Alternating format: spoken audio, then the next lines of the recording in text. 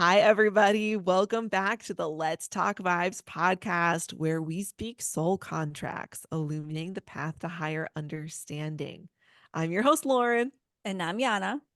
In this episode, we're going to really be getting into the nitty gritty of how we create and interpret charts.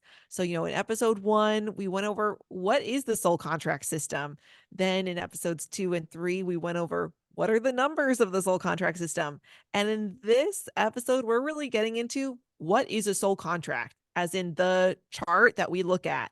And if you are familiar with astrology, which I'm guessing a lot of people here are, you're probably familiar with the concept of a natal chart or a birth chart.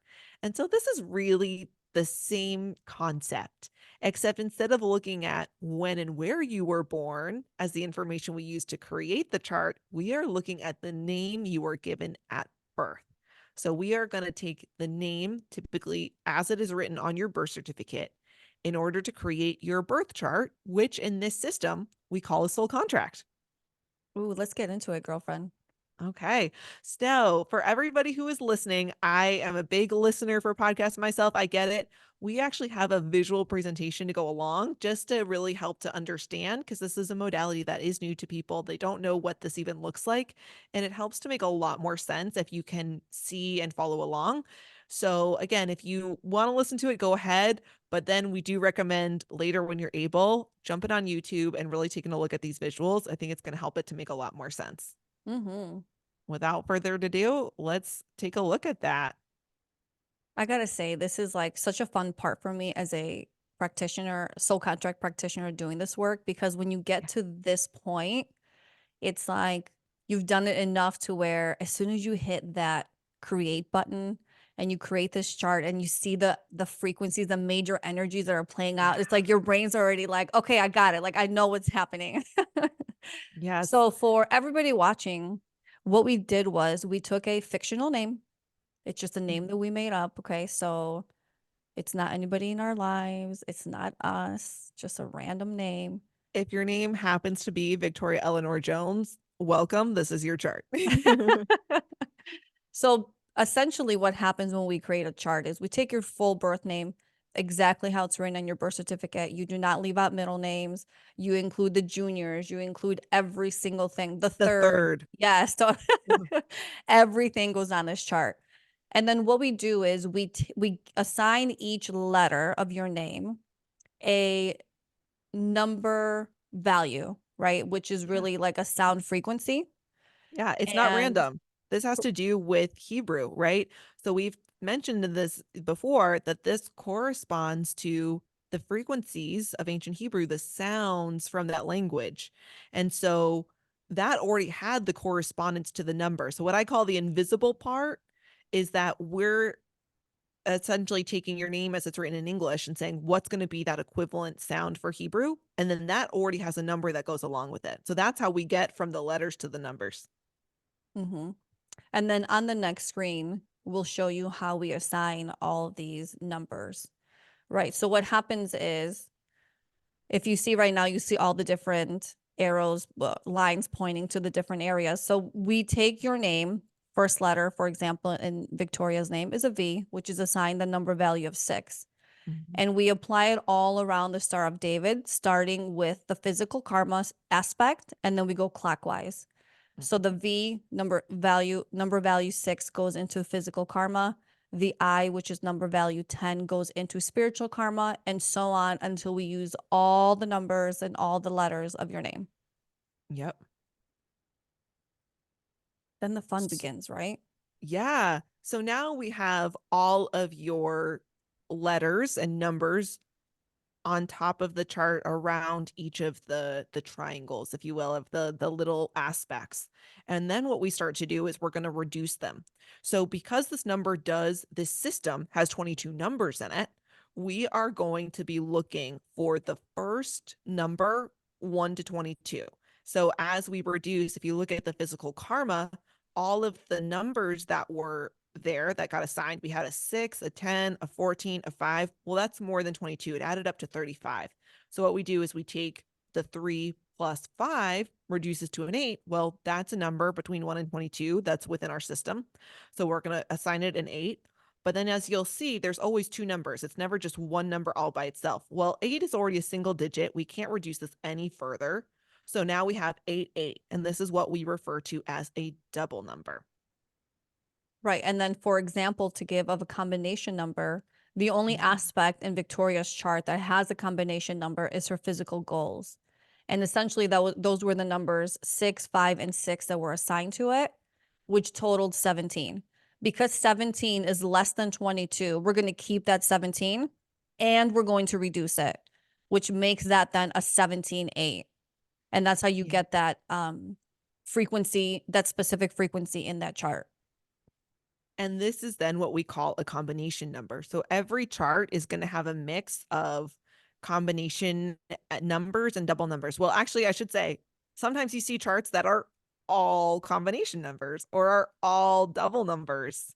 Do you actually want to spend a moment to kind of just say what that feels like for somebody who has all of one type in their chart? Yes. So when you do have a double number, for example, in this chart, the 8, actually she's got 8, 5, 5, 9, 9, 4, 4, 6, 6, all these numbers. What happens is it creates a more rigid, more beeline, if you will, type of experience. So, for example, physical karma 8, one of the main lessons that you'll go through that is all about grounding your emotions and about letting go, right? You're going to experience those energies, that feeling coming through the same exact way every time until you break out of that negative aspect of that chart, of that energy, into the positive aspect. Right. Whereas when you have a 17.8, now you're going to experience that frequency in many different ways. It's the same Yeah. lesson, but it's going to hit you many different ways. Well, there are choices. An analogy I really like to use with my clients is that imagine you're a painter and how if you have more combination numbers or double numbers in your chart, it's kind of like the paints that are going to be on your palette. So when you have a double number like the 8, it's like saying, okay, your color is yellow. You're painting with yellow. And you can paint a beautiful painting with yellow and shades of yellow, but you only have yellow to choose from. Whereas the 17.8, it's like the 17 is blue, right? And so you can paint with blue, you can paint with yellow, but then you can also mix those colors together and get the unique lesson of when they are blended, which is green. So now you have yellow, you have green, you have blue. Imagine how much more dynamic that can be. But then again, when you look at the chart as a whole, if everything is a combination number, every single aspect has combination numbers, it's like you have so many paints and choices on your palette. You're like, I don't even know what to create anymore. I'm overwhelmed by choice. There's no direction. What am I doing? But if every number is also going to be a double number, like Victoria almost has, except for one, she has almost everything is double numbers. It's like I'm really limited in terms of what my choices are. I feel like I'm given such a clear path. There's no deviation because everything is kind of almost restricted. It's so focused that can feel very limiting. So, what we like to see is, what can feel the most balanced is when you do have, three of one and four of the other. So, you have enough choice to feel like, okay, I'm not so rigid and there's this exact path that I must follow, but also not so much overwhelm of like not knowing any path at all. Mm-hmm. Now, before we Yeah. move on from this, I really want to talk about how we calculate the soul destiny. Because I will say, I Yes. do get this question a lot, right? So, what you do is essentially you take the first number of each pair of numbers, right? So, the first, whether it's 1 through 22, and you you add all those up and you reduce it down to a number that's less than the 22. And then you take the second number from the set, you do the Mhm. same thing. For example, in Victoria's chart, we get a 51 and a 42 when we add all those energies together. When you reduce those, you have a 6, 6. So her soul destiny then becomes a 6, 6 frequency. Okay, And this is so again where the visual is going to be really helpful because if you are looking, you'll see that we have our Star of David chart, but then we also have this square um tab, if you will, over to the side. That's not what I'm thinking of. I can't think of the right word. But a square chart essentially, and we've just written out all of the aspects, and then you write kind of column one number, column two number. So what she's saying is we're going to add up all of our column one numbers, and then we're once again going to reduce to the first number that's within 1 to 22, and then you're going to reduce add up all of your second column numbers and again reduce them 1 to 22. So again, this, if you're a little bit confused or you're just listening, please take a look at the visual. It helps it to make a lot more sense.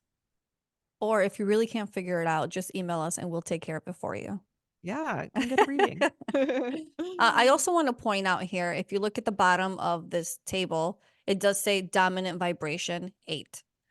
What that means is if you have any similar energies on your chart where you have 4 or more of that number aspect, that's going to be a dominant energy that's playing out in your life. And in this chart, Victoria has 4 number 8s. I'm sorry, she's got 5 number 8s, the Yeah. 8 8 8 8 and the 17 8. Yep. So that's going to make for a more enhanced experience within that 8 8 energy. Yeah. You're going to feel a lot more of those energies, maybe experience those more. Typically, right, you're normally going to see a dominant vibration is going to be a single digit number because as you can see, you have the ability, if you just have a double number 8 8 come up twice, that already puts you at a dominant vibration. But then of course it can also come in as part of the combination with the 17 8. It would be a lot less common to see a double digit number like an 11 or like a 17 be a dominant vibration, because that means you'd have to have 4 17 8s show up in a chart. So most of the time, people are going to have a single digit. That's a dominant vibration, but they could have 2. And even sometimes, if you do have a lot of double numbers in your chart, you could have 3. But not really, not more than that, because you're just running out of aspects. You don't really have any Now, I more at will that say point. this though. I Yeah. had read an article one time, I believe it was maybe a few months ago, about how this, correct me if I'm wrong, somebody, it was a French couple who had a daughter Mhm. and they gave her a name, her full Oh, birth name. Did you see? she's no I had span. shared this. I Spanish? I I had heard Okay. about this. They're Spanish and they're like part of the royal family, not Some, royal family, like the aristocrats. And her, yes, the Spanish government was like, you can't have a name that is well, that the long. name was like 10 different names, like Samantha, Susan, Sharon, Yiannah, Lauren. I I'm mean, in using all these S Spanish, names. and it's about Totally. but it's like perpetual grace and the sort of think So, about names of saints, sort of thing. so when I saw that, especially now that I work with the energies of the names, right? This is what we do. It's Yeah, like you eat it, you breathe it, you sleep it. It's always going on and playing out in your life. I see this name, and all I thought to myself was, "Oh my God, I wish I could just run her chart to see how insane these energies are." Because I think when a name is that crazy long, then you probably have more combination letter frequencies where like it could be a possibility that they show up as a dominant vibration.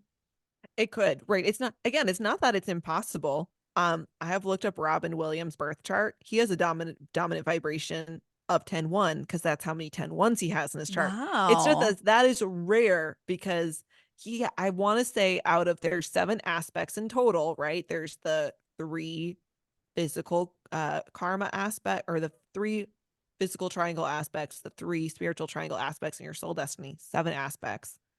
I want to say 5 of his aspects of his birth chart are 10-1. No Which, way. let's just actually take a moment to talk about ethics. Why did you not look up that baby's chart, but I looked up Robin Williams? Well, listen, being in the work, the answer is very clear. You do not invade somebody's privacy like that who's Mm-hmm. still living. Now, Yep. unless like you have a mother that comes to you and says, "Look, I want to look at the relationship between me and my daughter, me and my child, me and my husband." In those situations, you can absolutely pull up because you have permission to pull up their charts and then compare and see how they work together and all of that. Yeah. But if you, it's like I hear people say, "Oh, do you look up your date's soul contract chart?" And I'm like, "Yeah, I would love to. Once I tell them what I do and they get interested, yeah, of course I'm going to pull it up on the spot and we can go over it together." But Yes. ethically, because this person is still alive, I can't just on my own just invade everybody's privacy in my life and look up all the good things and the challenges and what they had to endure and what their personality may be like. Yeah, the rule of thumb is you don't go looking just out of curiosity, that you either have the person's direct permission to look at their chart, or if for yourself and your relationships or your client and their relationships, they are wanting to look at someone's chart with the intention of using this information to improve their relationship. So, a relationship and intention to improve it are key. Totally. And we talked about it being privacy for a person who is alive. So when someone passes away, they no longer have an ego. It's not to say it's fair game, but like there's no longer this breach of privacy viewed to be in place, which is why I do commonly, when I hear that a celebrity has passed away, I'm kind of like, okay, now I can be curious because it's not going to be an invasion. But until that point, like I really have that boundary in place. And I know that most practitioners do. Mm-hmm. Now, should we get into the physical Yeah, versus the let's talk about spiritual these two triangles? triangles. Okay, so what will play out mostly in your life? Now, let me take a step back.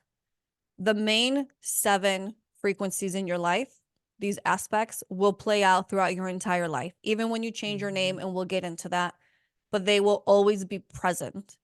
The triangle that's facing down in orange, for those of you watching, these will show us all your physical aspects that you bring into this reality for you, okay, into this lifetime. The triangle facing up are all your spiritual aspects, okay?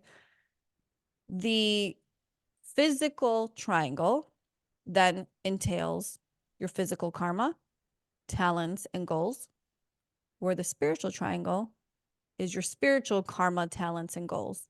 But the beauty of this is while all of these energies are at play, typically between your birth until your 5th life cycle, right? Which is we're on 7-year life cycles. So that's average about 35 to 42 years old. So from 0 to about 35 years old, that physical triangle is going to be predominant in your life. It's going to shape your childhood. It's going to shape your beliefs. It's going to shape the challenges you've had to face and the gifts that you have like acknowledged and are useful into this lifetime, right? Then, Lauren, what happens at that 5th life cycle? Average 5th life cycle. Yeah. So we say on average, you start to see a switch in dominance, right? It's now all of these energies are always present. It's just about which are more dominant and are you living out experiencing more. So sometimes someone who is younger, if I'm reading their chart and we start to get into the spiritual triangle, we've started with the physical triangle and they're like, yes, yes, oh my God, this is a big thing for me. I'm really living through this, and we start to get into the spiritual triangle, and on those energies and aspects they're like, okay, yeah, maybe, yeah, okay. And it's because that it just hasn't started to play as big of a role. Now likewise, when I read for someone who is older, like well over the age of 45, then when I'm talking about their physical triangle, they're like, I mean, I guess at one point in my life, but I don't really deal with that anymore, because the idea is that we work through these, right? So it kind of goes to show really the purpose of a reading is to help say, hey, this is the roadmap of your life. Let's place you on it. So the analogy I love to give is, you go to a park, to a mall, anywhere you're looking at a map, and there's the "You Are Here" sticker. A reading is the "You Are Here," is establishing the "You Are Here" sticker. Where are you? Because two people could have more or less the same chart and be at very, very different places and working through those energies. And have experienced them very differently as well.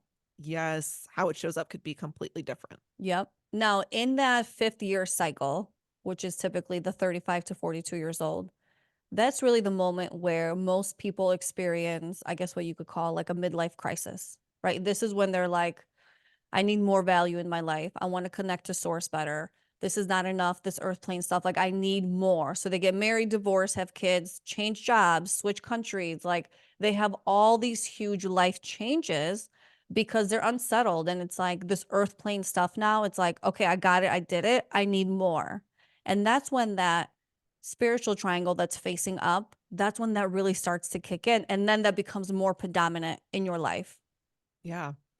And we were even just reflecting on the fact that both of us had spiritual awakenings at the age of 27. So I had a spiritual awakening at the age of 27. It really lined up very nicely with my Saturn return. And for me, I also found this system at that time. And I, saw that spiritual karma number 99, and I started to really see that and had that become forefront in my mind. But with that being said, I can also see how in the past 3 years, there is so much emphasis on the physical karma. And I feel like it's this sense of I can already see where I've grown a lot in those areas, but it's like it's continuing to show up, which is what we talk about when we are working through our karma, our challenges. It's not like you just work through it and you're done. It's a spiral. You continue to face it again from a different angle, from a different perspective. Show us what you've learned, What else do you still need to learn? What else is there left to view? How many different ways can we view this? And so it is interesting because again, I am turning 31 this year. I haven't hit that sort of typical age where you go from the dominance. So there could still be this change that I've yet to experience. So on the one hand, I did feel like, hey, I had a spiritual awakening and I started to see this. I became aware, I had the awareness, so I can see these spiritual triangle numbers, these spiritual frequencies coming up and being active. But I can still see that it's kind of still continuing to round out on the physical triangle of like we're not done with these lessons yet either. Right. And What it's about for like yourself? the point that you made, you're always going to get the lessons, but it's like as you heal and grow and learn from each lesson, then as the next lesson of the same frequency comes in, you catch it quicker and you're like, nope, I'm not going on this merry-go-round. I know how to resolve it. I know how to not get engaged into this in a negative aspect. And it's easier for you to get past and not get stuck. You guys, we're not here to get stuck in life. We're here. It's like when you incarnate, your memory gets wiped clean. You remember nothing, you know nothing. And the whole thing is we're on this journey to find our way back to source. And it's like, don't you want to get back there? Right? Assuming that we all do. We all get there at different ages. We all get there in different ways.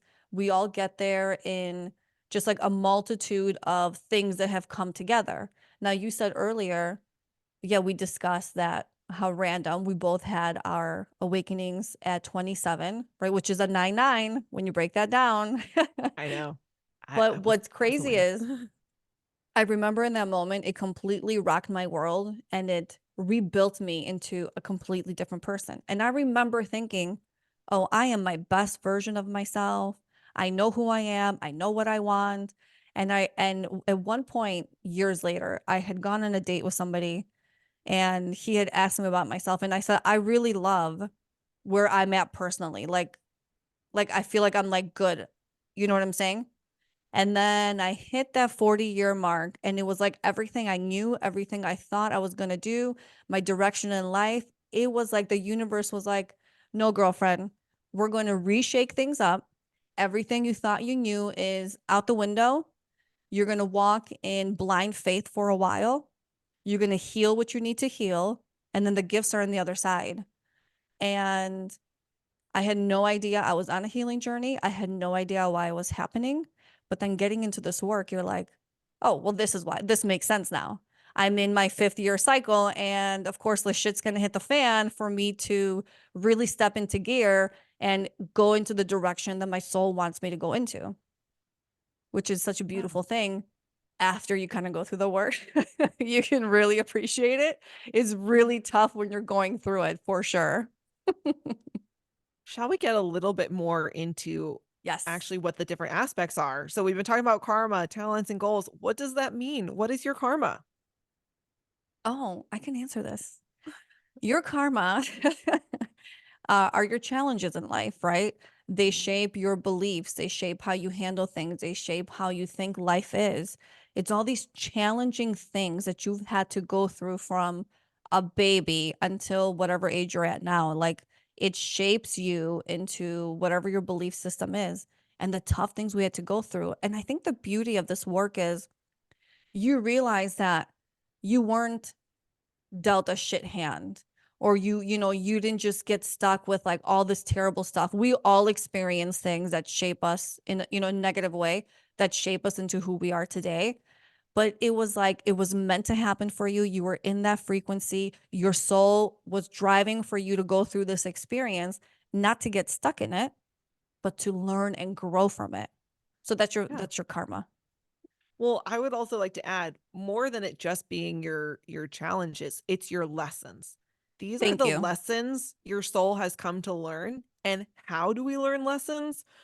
Through navigating obstacles and the challenges. So it's not to say your soul came to learn these specific or face these specific challenges. Your soul came to learn these lessons. And that lesson, again, how we talk about these can manifest differently, that can manifest as a different obstacle or a different challenge for different people. But a lot of times the lesson is the same. With that being said, though, two people can have the same number in the same aspect, right? Two people could have physical karma 8 8. And I like to think about the eight being a menu. Um, items on a menu. You could pick different items. You can go to the same menu as someone and not eat the same dinner. So you can choose very, very different lessons. And even if you have the same lesson that you're learning, like how to ask for help, that can be manifesting in your life as different challenges and obstacles that you're facing to get to that lesson. Right. We'll experience it differently. But Mhm. let's not move on from karma until we say the most important thing about karma, which is within your karma are your greatest gifts, right? Yeah. So our biggest challenges, and you think about this in your life, when have you grown the most? When you've had the toughest challenge in your life, Yeah. right? You grow in the Hopefully, discomfort. yes, right? And it's like the oh my gosh, T tell me the flower that grows in the mud, the lotus. The lotus. I Okay, was that's like, what where it are you is. Like going with this? this beautiful, gorgeous flower grows. Yes. It grows in. It starts off in the mud, in the yuckiness, and in this like environment where you're like nothing can grow in here, but then it blossoms into this beautiful thing. As a California native, I really like to use the analogy of imagine that you have, a big, big stone. It's really big, but inside of it is gold, right? Hello, gold rush. And you are chipping away, you're chipping away, you're chipping away. You are learning your lessons, you are facing your challenges, you're facing your obstacles. And the more that you chip away at this rock, this challenge, underneath, eventually you get to gold. So hidden within your karma is talent, right? And it's not to say your talents that are on the chart, that's a different aspect, but that you literally do transmute and turn, water into wine, if you will. You turn your challenge. I always like to say at the other side of the lesson, it's like on the other side of the rainbow is the gold. It's like the lesson is a talent. You have now learned, you have this gift now. And what a beautiful gift it is. Yeah. And so that leads us very nicely into talking about, while your karma turns into talents, you also then come into this life with a set of talents to help you face your obstacles and work through your challenges. And even though it's a talent, it is not like an open door. I kind of use the analogy of it's like it's still a locked door. You still need to find the key. And we all know people in our lives who are so resistant to lessons. They may never unlock their talents in their life because they spend their whole life running away from the lesson. And it's like, rather than this huge rock, it's like you just had to put the key in the lock and turn it. It wasn't going to be as challenging as your challenges, but there's still a little something to learn. You didn't just get to open that door right away. So some people can get stuck. And so my whole advice, my big advice to people is always just to lean in to a lesson rather than to resist it. Right. And I think too, some people, whatever their talent is and their talent aspect, because we think so like earth plane, we just think, well, that's just something I'm just naturally good at. But it's like, and they think, well, everybody has that gift or that talent or that ability. And it's like, Mhm. no, it's very specific to you. And it shows up so strongly for you. Like, for example, in this chart, physical talent is the 4-4. I'm sorry, physical talent is the 9-9. So it's like you have the power to do and accomplish and create anything you want to. Most people are not like that. Most people have a fear of failure. Most people don't have the drive, don't have the vision, don't have the courage, don't have the power. But you actually have the power to create the life that you want, Yeah. right? And it's just something that some people just don't even realize that that's a gift they have, but you do. And it's so beautiful.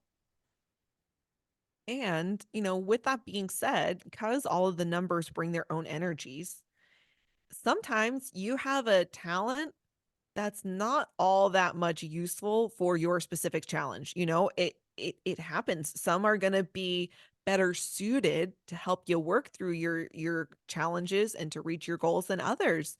And so that's again part of the benefit of a reading is to really understand, okay, this is what this number brings and this is how it's, helping and this is what it can do for you. And again, I love to use analogies. So the analogies I kind of tend to say is it's like, if you're on like a backpacking trip or somewhere and it's like you're out in the desert, but you brought all the tools for thinking you were going to be like paddling in the middle of the ocean. You know what I mean? Like the tools that you need for those different places are going to be different. So if you bring the wrong supplies, you're suddenly like, well, this isn't going to be very helpful for my survival. So it's an important thing to kind of look at and to see, especially again with a reader, for us as professional readers to be able to kind of maybe go to a deeper level, because on the surface, you're sometimes like, how am I going to use this? So you need a professional who can be like, okay, this might not be what you were expecting to have in your toolbox for the situation, but here's how it can still be useful to you. Yep. And then here's our segue, how your talents then help you achieve your goals. Right. Right. And the goal aspect on your chart, whether it's physical or spiritual, is all about where does your soul want you to go?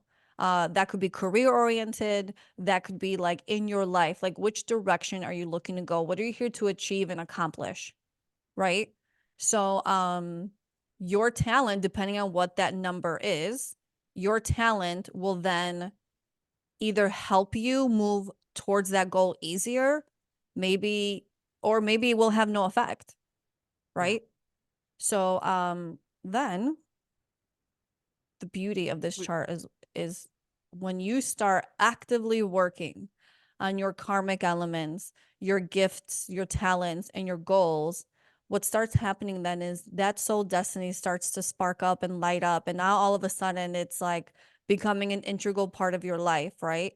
So it's like the work that you do on the other 6 aspects feed into bringing your soul destiny to life.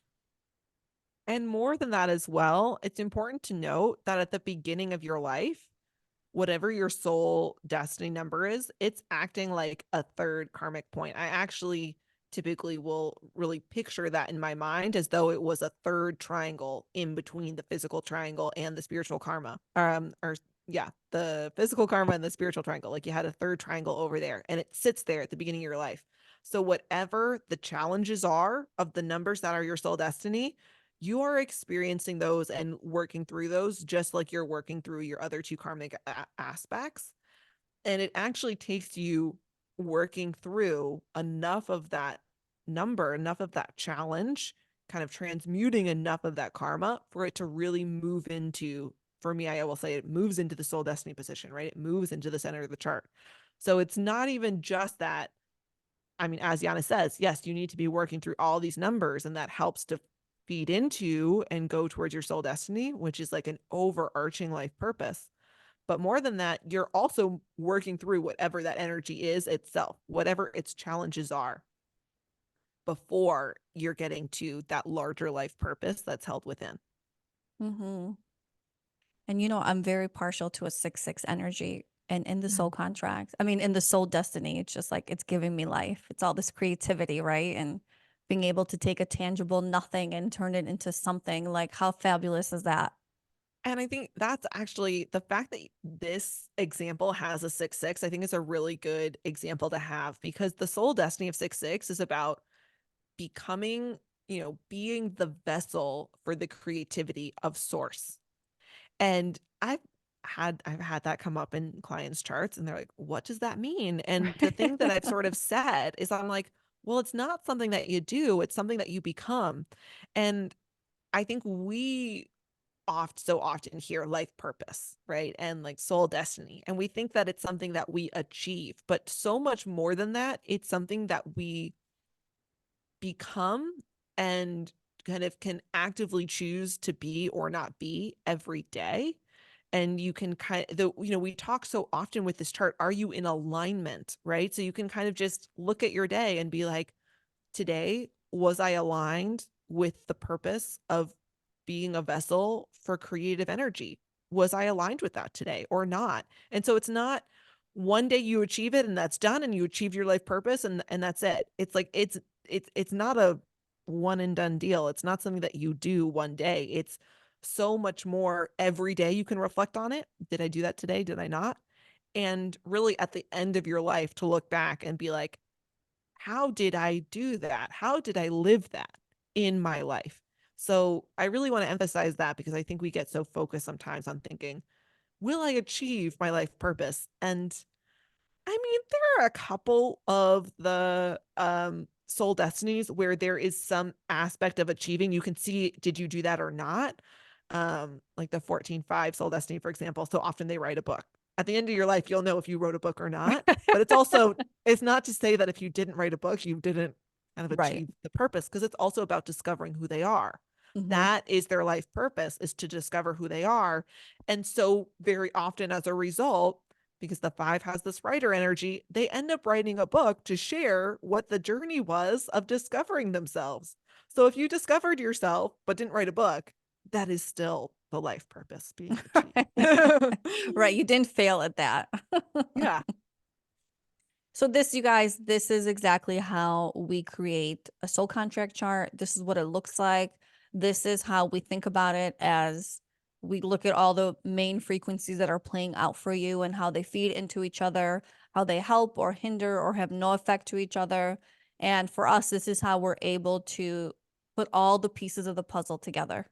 Yeah. And I do want to emphasize again, we mentioned this at the beginning. This is for your name at birth. And we kind of mentioned, you probably have other names that you've used, whether you got married or myself. I've never changed my name, but I don't use my first, middle, and last name in my day-to-day life. So any other names you've had, we call these overlays. And they do play a role as well. But just like in astrology, you can have other charts, but none of them supersede your natal chart, your birth chart. The birth chart is always going to be the primary focus, the primary intention. And any other name that you've had, again, they play a role and they bring in energies. But really, the role that they play is in support of you working through whatever the energies are in your birth chart. And so they are never going to supersede what your birth chart is. So that's why, we're always going to look at that first. It's always going to be the primary intention. And then we can look at the other information and say, well, what other talents are you bringing in to help you work through these challenges? And also, what other challenges might you be facing that aren't coming up just from looking at your birth chart? So they play a role. It's certainly something to look at and consider. But if you've changed your name and you're like, I haven't used my birth name in 40 years, it is still the primary lesson and intention of your soul. Listen, the birth name that I was given on my birth certificate was never used a day in my life. And actually, it's funny Really? because so I'm Greek and my brother and my sister who were born before me, their birth certificate names are, while spelled in English, it's the Greek version of our names. Mhm. Well, when I looked in my birth certificate, mine was the English version of my names, which, like I said, what has never been used. And I remember telling my mom, why would you write my name in English and everyone else is in Greek? And she's like, Mm. I don't know. Like she, in her mind, she's like, I don't know. But now doing this work, I know, okay, we intuitively send this name to our mothers, our fathers, so it could set up this life path for us. So now I laugh at it because I understand it. I understand why I was given that name. And you really do want to check because we have, heard of people who, in order to prepare for a reading, go and check their birth certificate. And you're probably thinking to yourself, I know what my name is. But then it's like, oh, there's actually a letter off. This is a slightly different spelling than I've ever used in my life. And so people sometimes are surprised. They actually don't know what's on their birth certificate. Right. They're like, they know their name, but you might be surprised that what's on your birth certificate is a little bit different. And that is really what we want to look at. And again, this is to say, this is where we can do the comparison, right? Mm-hmm. And so often the name that is written on the birth certificate resonates so much more. There's a reason for it. There's a reason that the nurse misheard your mom, right? Your dad wasn't paying attention and wrote it down wrong. There's a reason for it, for all of it. Amen to that. Yeah. I love it. Well, I think we've given you a lot to think about today.